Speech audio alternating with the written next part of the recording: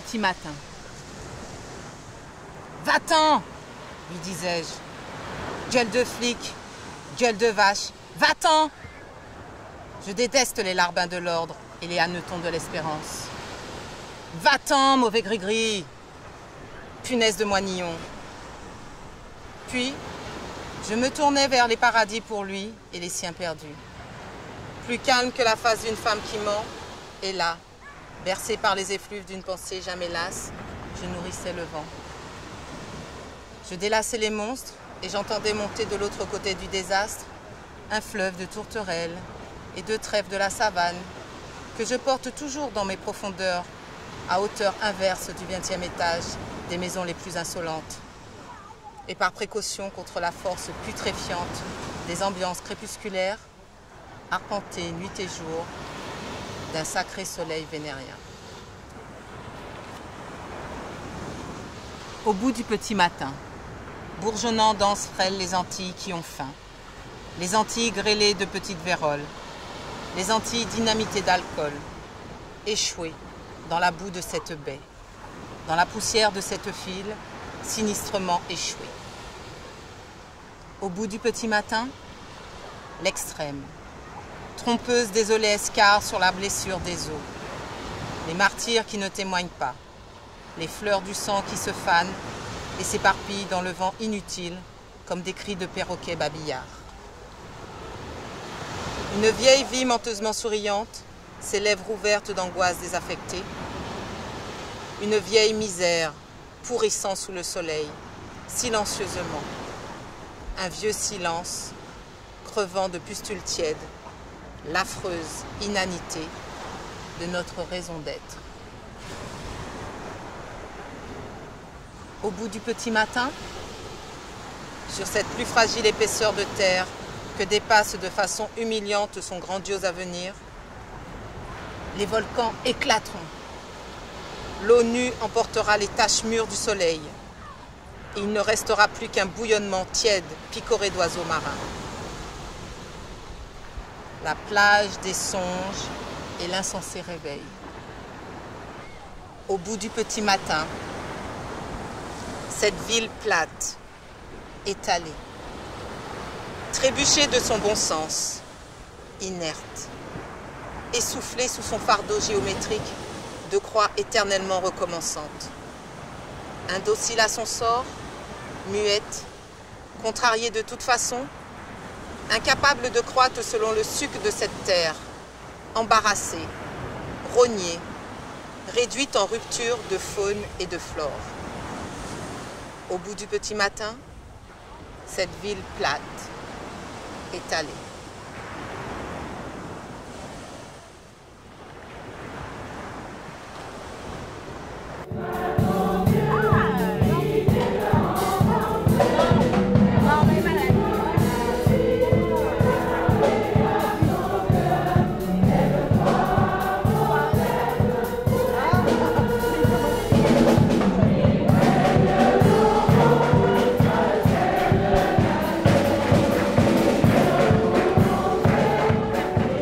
Et dans cette ville inerte, cette foule criarde, si étonnamment passée à côté de son cri, comme cette ville, à côté de son mouvement, de son sens, sans inquiétude, à côté de son vrai cri, le seul qu'on eût voulu l'entendre crier, parce qu'on le sent sien, lui seul, parce qu'on le sent habiter en elle, dans quelque refuge profond d'ombre et d'orgueil. Dans cette ville inerte, cette foule à côté de son cri de faim, de misère, de révolte, de haine, cette foule si étrangement bavarde et muette. Dans cette ville inerte, cette étrange foule qui ne s'entasse pas, ne se mêle pas, habile à découvrir le point de désencastration, de fuite, d'esquive.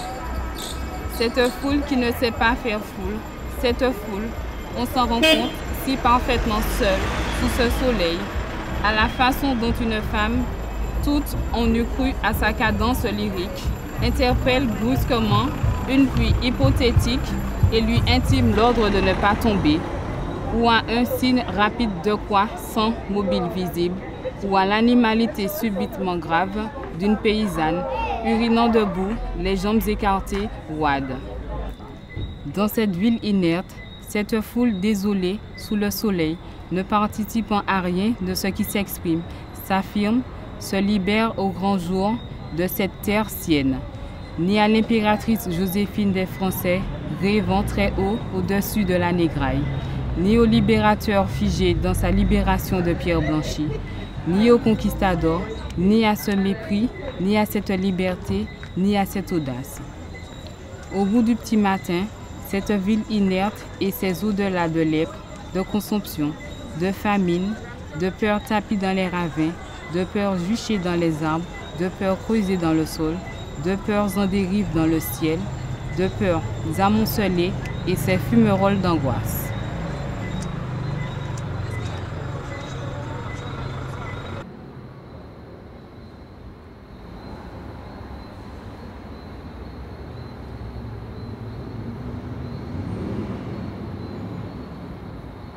Au bout du petit matin, le morne oublié, oublieux de sauter.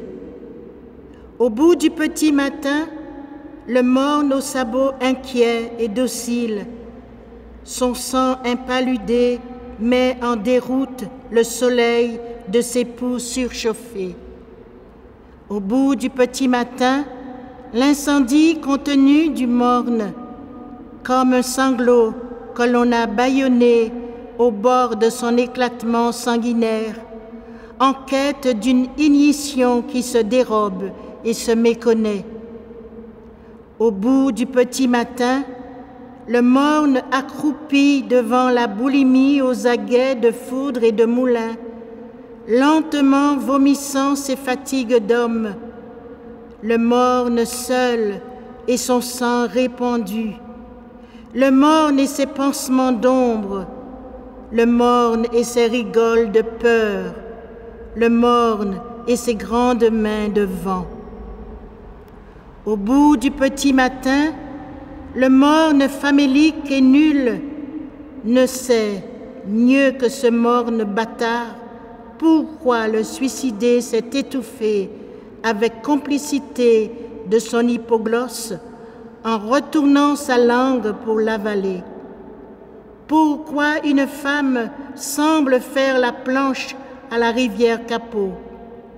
Son corps lumineusement obscur s'organise docilement au commandement du nombril, mais elle n'est qu'un paquet d'eau sonore. Et ni l'instituteur dans sa classe, ni le prêtre au catéchisme ne pourront tirer un mot de ce négrillon somnolent, malgré leur manière si énergique à tous deux de tambouriner son crâne tondu, car c'est dans les marais de la faim que s'est enlisée sa voix d'inanition. Un mot, un seul mot, et je vous en tiens quitte de la reine blanche de Castille. Un mot, un seul mot. Voyez-vous ce petit sauvage qui ne sait pas un seul des 10 commandements de Dieu? Car sa voix s'oublie dans les marais de la faim. Et il n'y a rien à tirer vraiment de ce petit vaurien qu'une faim qui ne sait plus grimper aux agrès de sa voix. Une faim lourde et veule, une faim ensevelie au plus profond de la faim de ce morne famélique.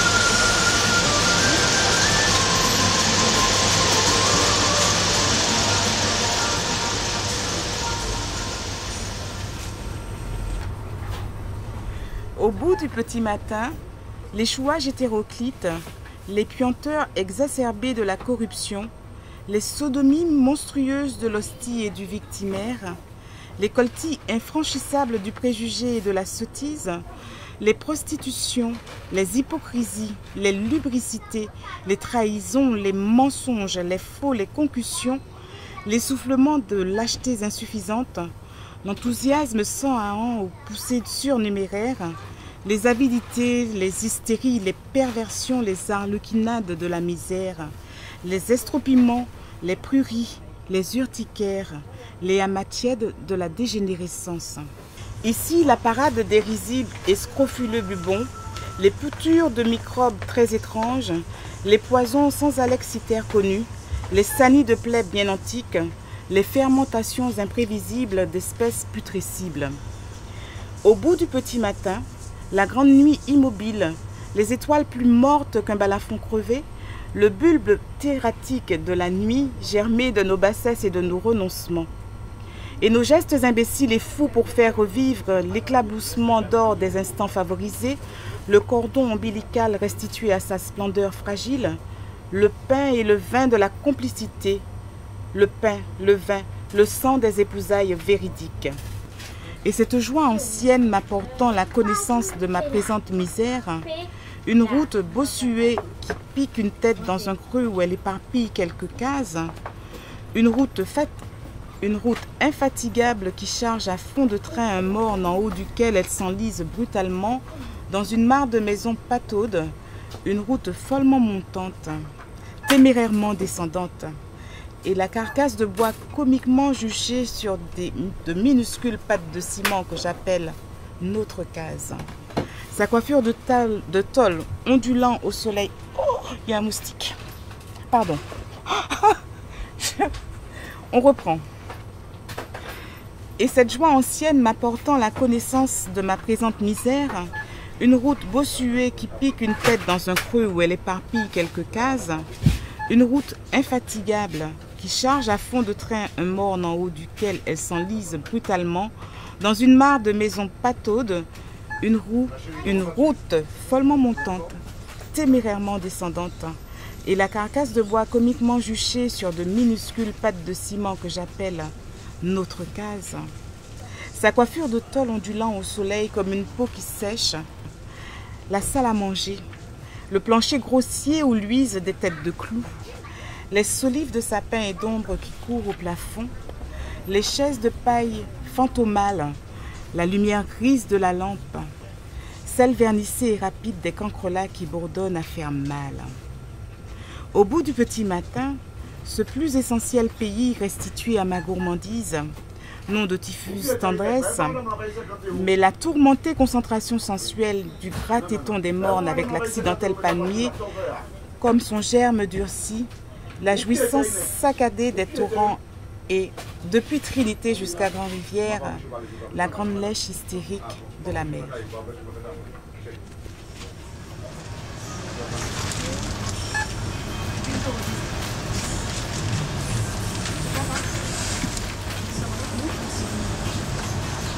Comment ça va, Maggie? Maggie, ça tient. Maggie, tiens. C'est une bonne journée quand même? Oui, à travailler, oui. Une journée à travailler. Ah. La machine à fumer mon dette. Et le temps passait vite, très vite. Passé août où les manguiers pavoisent de toutes leurs lulules. Septembre, la coucheur des cyclones. Octobre, le flambeur des cannes. Novembre qui ronronne aux distilleries. C'était Noël qui commençait. Il s'était annoncé d'abord Noël par un picotement de désir, une soif de tendresse neuve, un bourgeonnement de rêves imprécis. Puis, il s'était envolé tout à coup dans le froufrou violet de ses grandes ailes de joie. Et alors, c'était parmi le bourg, sa vertigineuse retombée, qui éclatait la vie des cases comme d'une grande trop-mûre, comme d'une grenade trop mûre. Noël n'était pas comme toutes les fêtes. Il n'aimait pas à courir les rues, à danser sur les places publiques, à s'installer sur les chevaux de bois, à profiter de la cohue pour pincer les femmes, à lancer des feux d'artifice au front des Tamaridiers. Il avait l'agoraphobie, Noël. Ce qu'il lui fallait, c'était toute une journée d'affairement, d'apprêt, de cuisinage, de nettoyage, d'inquiétude, de peur que ça ne suffise pas, de peur que ça ne manque, de peur qu'on ne s'embête. Puis, le soir, une petite église, pas intimidante, qui se laissa emplir bien vaillamment par les rires, les chuchotis, les confidences, les déclarations amoureuses, les médisances et la cacophonie gutturale de chantres bien d'attaque et aussi de gais copains et de franches lurones et des cases aux entrailles riches en succulences et pas regardantes et l'on s'y parle. Une vingtaine et la rue est déserte et le bourg n'est plus que bouquet de champs et l'on est bien à l'intérieur et l'on en mange du bon et l'on en boit du réjouissant. Il y a du boudin, celui étroit de 2 doigts qui s'enroule en volubile, celui-là où j'ai trapu, le bénin à goût de serpolet, le violent à incandescence pigmentée, et du café brûlant, et de l'anis sucré, et du punch au lait, et le soleil liquide du rhum, et toutes sortes de bonnes choses qui vous imposent autoritairement les muqueuses, où vous les distille en ravisement, où vous les tisse les fragrantes, et l'on rit et l'on chante, et les refrains fusent à perte de vue, comme des cocotiers. Alléluia, Alléluia, Kyrie eleison, leson, Christe eleison, leson. Et ce ne sont pas seulement les bouches qui chantent, mais les mains, mais les pieds, mais les fesses, mais les sexes, et la créature tout entière qui se liquéfie en son, voix et rythme. Arrivé au sommet de son ascension, la joie crève comme un nuage.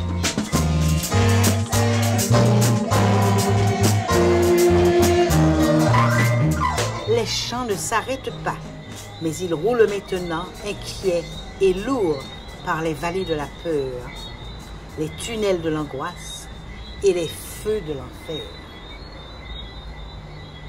Et chacun se met à tirer par la queue le diable le plus proche, jusqu'à ce que la peur s'abolisse insensiblement dans les fines sablures du rêve.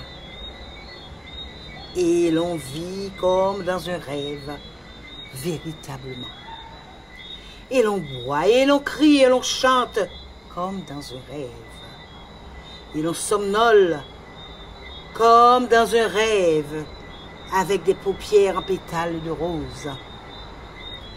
Et le jour vient, velouté comme une sapotille. Et l'odeur du purin, des cacaroyers, et des dindons qui égrènent leurs pustules rouges au soleil. Et l'obsession des cloches et la pluie. Les cloches, la pluie, qui teinte.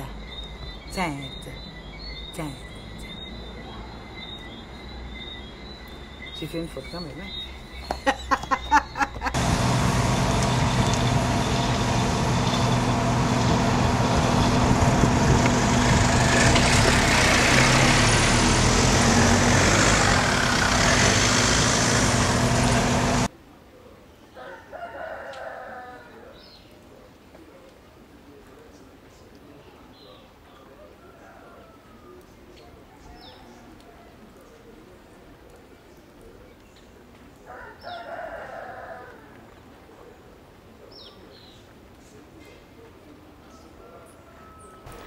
Au bout du petit matin, cette ville plate, étalée.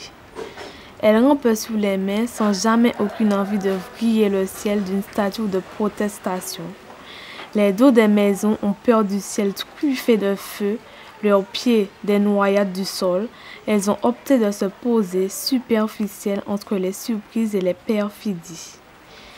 Et pourtant, elle avance la ville. Même qu'elle pète tous les jours plus outre sa marée de corridors carrelés de persiennes pudibondes, de cours gluantes, de peintures qui dégoulinent, et de petits scandales étouffés, de petites hontes tues, de petites haines immenses pétrissent en bosses et creux, les rues étroites où le ruisseau grimace longitudinalement parmi les trous. Au bout du petit matin, la vie prostrée, on ne sait où dépêcher ses rêves avortés, le fleuve de vie désespérément torpide dans son lit, sans turgescence ni dépression, incertain de fluer, lamentablement vide, la lourde impartialité de l'ennui, répartissant l'ombre sur toutes choses égales, l'air stagnant, sans une trouée d'oiseaux clairs. Au bout du petit matin, une autre petite maison qui sent très mauvais dans une rue très étroite, une maison minuscule qui habite en ses entrailles de bois pourri des dizaines de rats, et la turbulence de mes 6 frères et sœurs. Une petite maison cruelle dont l'intransigeance affole nos fins de mois, et mon père fantasque, grignoté d'une seule misère, je n'ai jamais su laquelle, qu'une imprévisible sorcellerie assoupie en mélancolique tendresse ou exalte en haute flamme de colère. Et ma mère, dont les hommes pour notre fin inlassable pédale de jour, de nuit. Je suis même réveillée la nuit par ces jambes inlassables qui pédalent la nuit. Et la morsure est âpre dans la chair molle de la nuit d'une singère que ma mère pédale pour notre fin, et de jour et de nuit. Au bout du petit matin, au-delà de mon père, de ma mère, la case gerçon d'ampoule, comme un péché tourmenté de la cloque, et le toit aminci, rapiécé de morceaux de bidon de pétrole. Et ça fait des marées de rouillons dans la pâte grise sordide empuantie de la paille. Et quand le vent siffle, ces disparates font bizarre le bruit, comme un crépitement de friture d'abord, puis comme un tison que l'on plonge dans l'eau avec la fumée des brindilles qui s'envolent. Et le lit de planche d'où s'est levée ma race, tout entière ma race de ce lit de planche, avec ses pattes de caisse de kérosine, comme s'il avait l'éléphant Aziz le lit, et sa peau de cabri, et ses feuilles de banane séchées, et ses haillons, une nostalgie de matelas, le lit de ma grand-mère. Au-dessus du lit, dans un pot plein d'huile, un lumignon dont la flamme danse comme un gros ravet. Sur le pot en lettres d'or, merci.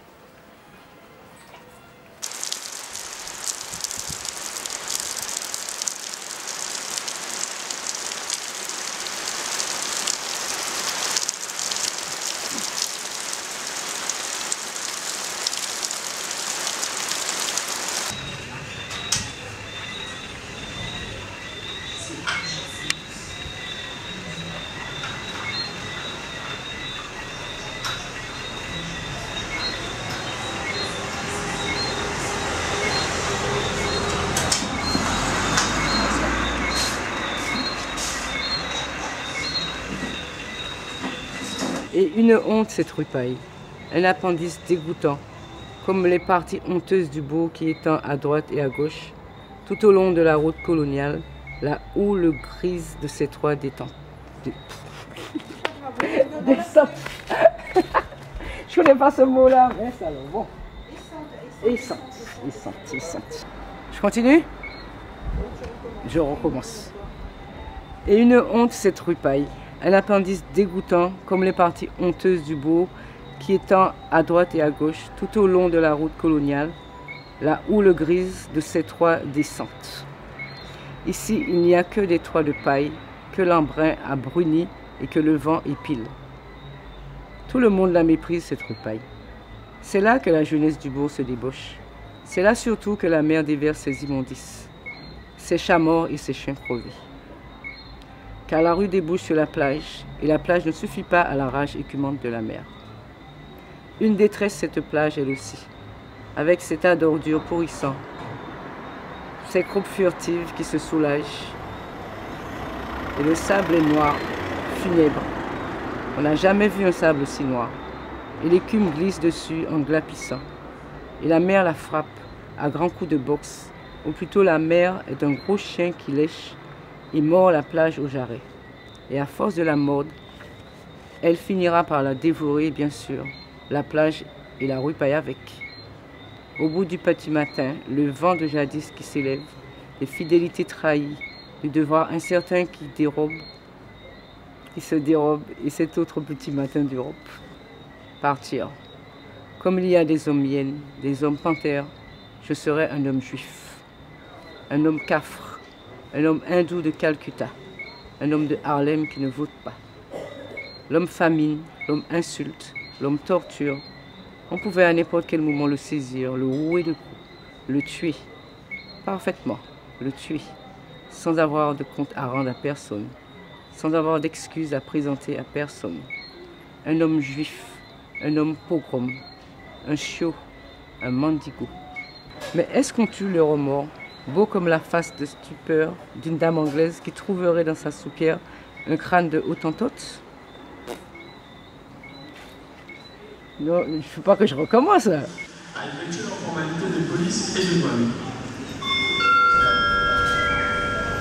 Pour votre sécurité, il est rappelé à tous les passagers de Paris que leurs bagages sont sur surveillance.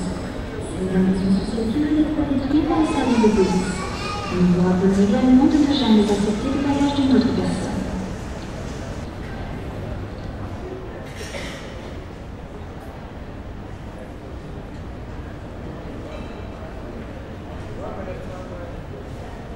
Je retrouverai le secret des grandes communications et des grandes combustions. Je dirais orage, je dirais fleuve, je dirais tornade, je dirais feuille, je dirais arbre. Je serai mouillé de toutes les pluies, humecté de toutes les rosées.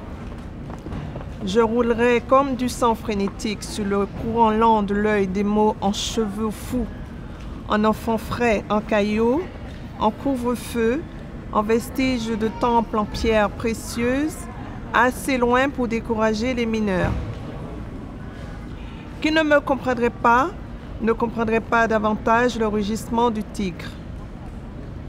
Et vous, fantômes, montez bleus de chimie d'une forêt de bêtes traquées, de machines tordues, d'un jujubier de chair pourrie, d'un panier d'huîtres d'yeux, de l'acier de lanière découpé dans le beau sisal d'une peau d'homme, j'aurai des mots assez vastes pour vous contenir.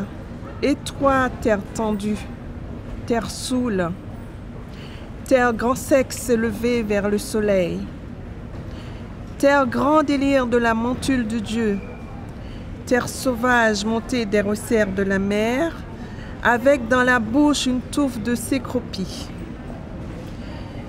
Terre dont je ne puis comparer la face souleuse qu'à la forêt vierge, et folle que je souhaiterais pouvoir, en guise de visage, montrer aux yeux un déchiffreur des hommes. Il me suffirait d'une gorgée de ton lait, Jiculi, pour qu'en toi je découvre toujours à même distance de mirage, 1000 fois plus natal et doré de soleil que n'entame nul prisme, la terre, où tout est libre et fraternel. Ma terre.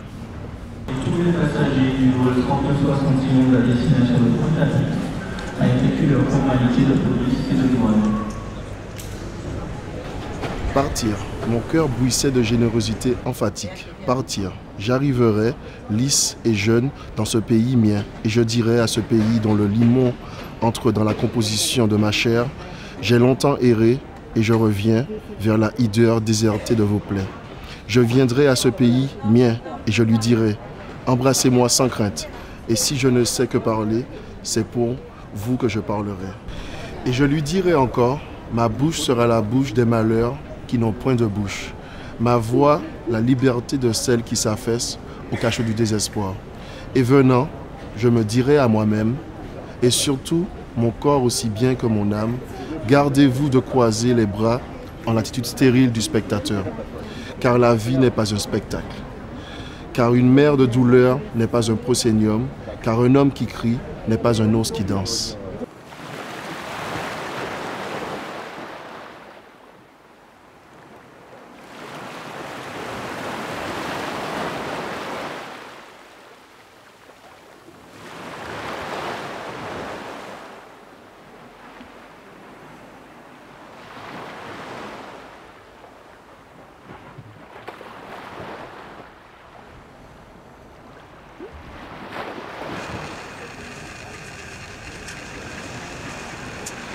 Et voici que je suis venu. De nouveau, cette vie clopinote devant moi. Non pas cette vie, cette mort sans sens ni piété.